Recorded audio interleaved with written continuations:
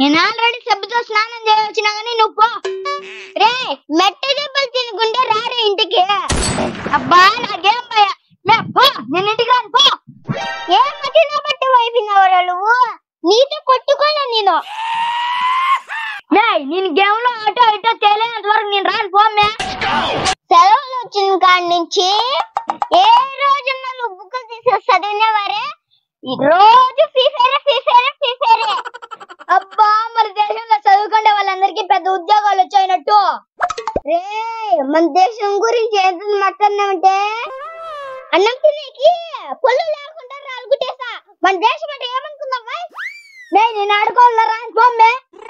రే కనీసం ఒక్కన్నా చదువు మీద పెట్టరా, నీకు దండం పెడతా. నీకేనా తిక్క? కన్ను పెరిగితే నొప్పి రాదు.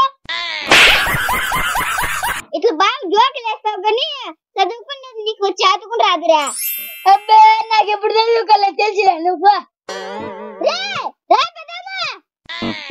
నా కోపం వస్తుంది. కోపం వస్తే కొడుకు నాకు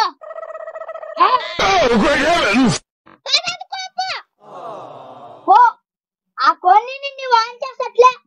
అయితే ఇప్పుడు ఏమంటావురా? నేనైతే రానమ్మే. చెప్పు తీసుకొని బటాయి పెరుగుతా. ఏందిమ్మే అన్న కొంచెం కూడా మర్యాద ఉందా? చెప్పిన మాట వింటే మర్యాద ఇస్తా, లేకుంటే ఇప్పుడు దేంతో కొడతా అన్నా? చెప్పుతో. అదే చెప్పు తిరిగేసి కొడతా అన్న బట్ట. నేను నా ఫ్రెండ్ లైవ్ లో ఫ్రీ ఫైర్ ఆడుతున్నా, వానికి వినపడుతుంది. నువ్వే పరిపోకు నా కొడుకువి. వాడు ఇంకా పరిపోకోడు. వాళ్ళ లైవ్ లో ఉన్నాడు, వానికి వినపడుతుంది. ఓహో వినపడుతుందా?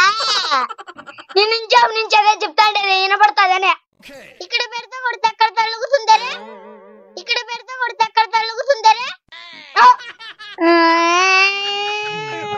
పారన్న బట్టే చదువుకుంటూ ఎప్పుడు ఫిఫేర్లు గిఫేర్లు.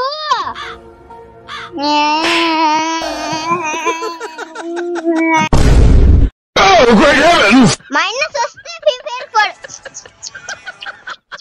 మీ అన్నోళ్ళు మైనర్ మాదిరిగా ఫిఫేర్ ఆడతా అంటే నా మాదిరి తీటేయండి. ఫిఫేర్ ఆడరు. ప్లీజ్ ఫ్రెండ్స్ మీకు దండం పెడతాను, మా వీడియోలకి లైక్ చేసి సబ్స్క్రైబ్ చేసుకోండి ఫ్రెండ్స్.